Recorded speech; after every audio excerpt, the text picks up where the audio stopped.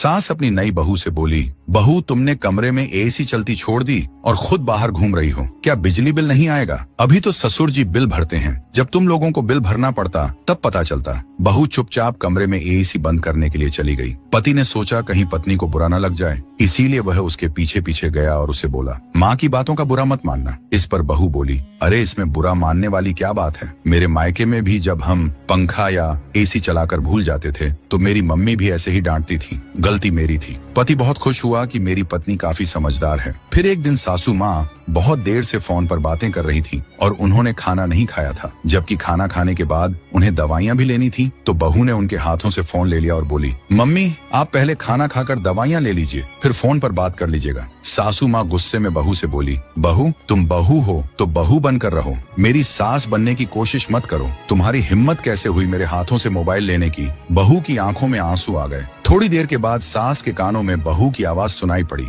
बहू फोन पर अपनी माँ से कह रही थी, माँ मैं तो सासू माँ को आपकी तरह अपनी मम्मी मानती हूँ और उनकी किसी भी बात का बुरा नहीं मानती, लेकिन वो मुझे अपनी बेटी की तरह नहीं मानती। जब मैं आपके हाथों से फोन लेकर खाना खाने के लिए बोलती थी तो आप कितने प्यार से मेरे सिर पर हाथ रखकर कहती थी, मेरा कितना ख्याल रखती है तू। लेकिन जब सासू माँ से मैंने इसी हक से फोन लेकर खाना खाने की बात कही तो उनको बुरा लग गया। मैं तो बस इतना चाहती थी कि वह वक्त पर दवाई ले ले। मम्मी आज मुझे समझ में आ गया, बहू चाहे कितनी भी कोशिश कर ले सास ससुर को माँ बाप मानने की, लेकिन सास ससुर कभी भी बहू को बेटी जैसा प्यार और हक नहीं दे सकते। खैर मम्मी, मैं आगे भी कोशिश करती रहूंगी, लेकिन एक सीमा तक अगर मुझे नहीं अपनाया गया तो फिर मैं भी स्वतंत्र हूँ। अपने फैसले खुद लेने के लिए निष्कर्ष बहू को सम्मान दें, क्योंकि रिश्ते